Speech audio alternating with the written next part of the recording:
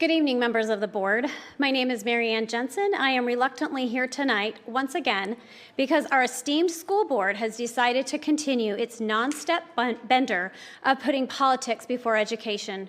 In fact, I'm in possession of a Facebook post citing a school board member's direction to fill this room with supporters to protest against me and other like-minded parents.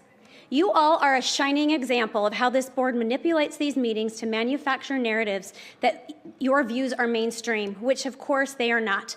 No one buys your deception anymore, which brings me to why I am here.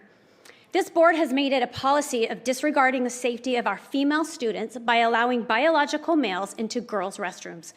You have chosen to ignore the common sense executive order issued by President Trump 2 weeks ago today, which is supported by over 80% of Americans.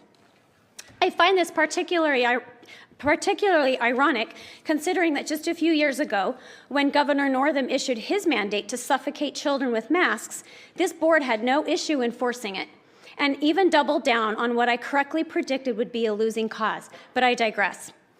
Whether parents agreed or not, you insisted that following state and federal orders was non-negotiable. Yet now you have no issue throwing the law of the land to the wind to suit your political objectives. Your agenda is transparent to parents in this county, and it's reprehensible. The rest of America seems to understand the issue here, but since you don't care, even though your funding will be pulled, further sinking Virginia's schools even lower, let me set the record straight for you. Keeping boys out of girls' sports, locker rooms, and private areas is about the safety and dignity of our daughters. Girls should not have to feel unsafe or uncomfortable in a space meant for them. It is not bigotry to protect their right to privacy, no matter how much you pretend to hide behind that word.